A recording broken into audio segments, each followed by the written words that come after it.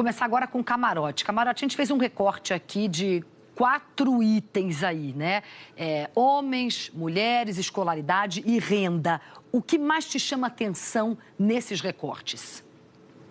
Olha aí, você tem uma escadinha ascendente, né? Quanto mais escolaridade, maior renda, a gente está vendo, Cris, que o eleitorado do Bolsonaro cresce. A tendência contrária é em relação ao Haddad. Quanto menor escolaridade, menor renda, mais o eleitor no Haddad. Aí você tem uma questão, Cris, que é muito forte, porque o eleitorado petista, eu diria mais, o eleitorado lulista está justamente nessas rendas mais baixas, na escolaridade mais baixa e também na região Nordeste.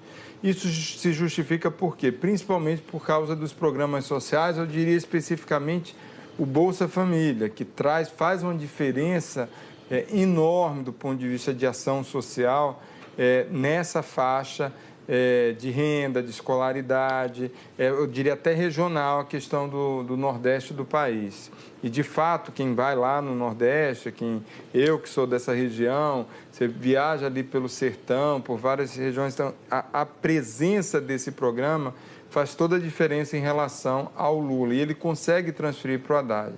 Você vai em outras regiões do país e também vai subindo a escolaridade, você tem muito antipetismo, que aí o Bolsonaro ele conseguiu captar muito esse sentimento antipetista na campanha. E aí ele cresce muito nessas regiões. O desafio nessa reta final, e que o Bolsonaro tenta, e de alguma forma ele consegue, é aumentar, diminuir sua rejeição, justamente entre mulheres, entre votos na região Nordeste do país. Ele tem conseguido, ou seja, a rejeição dele era altíssima, continua alta, mas tem caído aos poucos. Então, ele está tendo uma ação muito efetiva justamente nesse eleitorado. E ontem, o que é que a gente viu no debate da Globo? Você tinha ali muito o Haddad tentando se equilibrar entre ter o legado do ex-presidente Lula, ter o legado do PT e, ao mesmo tempo, tentar se dissociar dessa rejeição.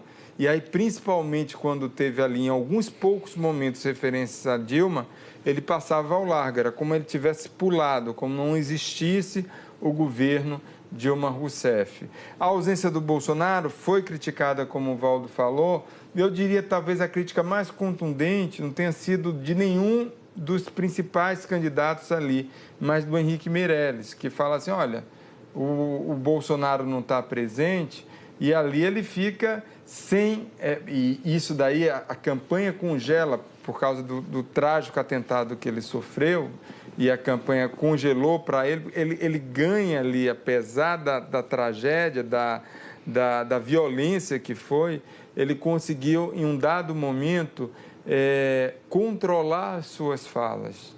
Então, isso daí, e ontem a ausência dele, desse ponto de vista, ele poderia ali sofrer não só críticas, como ter que responder a coisas, às vezes, incômodas, ou até que ele não conseguisse responder bem.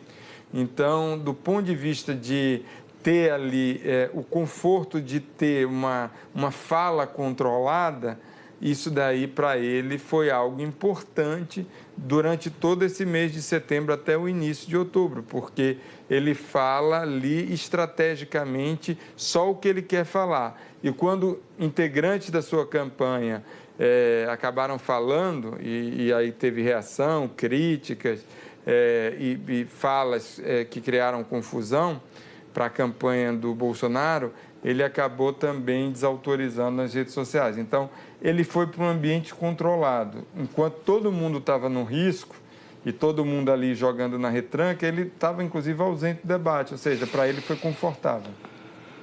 O Valdo, nesses 4 recortes que a gente mostrou agora, alguma grande surpresa? Tem algo que te chamou a atenção, assim, como uma surpresa ou não?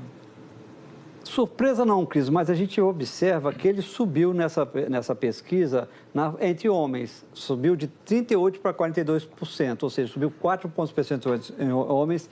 Na pesquisa anterior, ele já tinha demonstrado esse crescimento entre as mulheres, agora ele oscilou só um ponto positivamente, ou seja, varia um ponto para cima, de 27% para 28% entre as mulheres, e é importante destacar que ele está na frente, apesar dessa diferença de 42% de apoio entre homens e 28% de mulheres, mesmo assim, ele está acima de Fernando Haddad nesse quesito mulheres.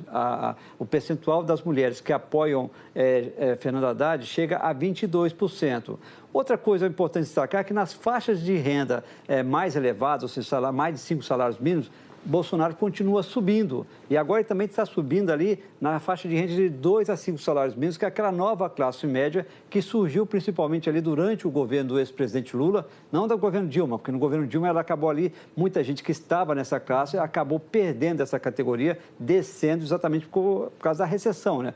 O país entrou em recessão em 2 anos, em 2015 e 2016. Mas esse fato que eu destaco, nessa reta final, Bolsonaro cresceu entre homens, está crescendo nas faixas de renda maiores e também nessa faixa de renda de 2 a 5 salários mínimos. Por que isso tem que ser destacado? Porque faz parte da estratégia da campanha de Jair Bolsonaro tentar uma arrancada final. A gente sabe que ainda está difícil. Para ele ganhar ainda no primeiro turno, ele precisaria crescer mais de 11 pontos percentuais. É uma tarefa um pouco complicada, difícil. Impossível? Aí a gente tem que checar, porque é bom destacar que nas últimas pesquisas do Datafolha, ele cresceu 7 pontos percentuais. Se ele continuar nesse ritmo de crescimento, ele pode chegar no dia da eleição com uma diferença ali para ganhar no primeiro turno na faixa de 7 pontos percentuais, se ele mantiver esse ritmo de crescimento. Então, ele pode chegar no dia da eleição só faltando ali 7 pontos percentuais para ganhar no primeiro turno. E aí a gente já viu em outras eleições, outros exemplos, que numa diferença apenas desse tamanho, é possível, numa arrancada final, o candidato, ganhar no primeiro turno. É factível? Ainda não. Mas esse é um movimento que a gente tem que observar e principalmente checar nas pesquisas que vão ser divulgadas amanhã para checar se realmente Bolsonaro mantém essa taxa de crescimento. Daí a importância do bom desempenho de Ciro Gomes ontem para evitar que ele, pelo menos, ele perca votos. Se ele não perder votos, dificilmente, realmente, Bolsonaro ganhará essa eleição no primeiro turno, Cris.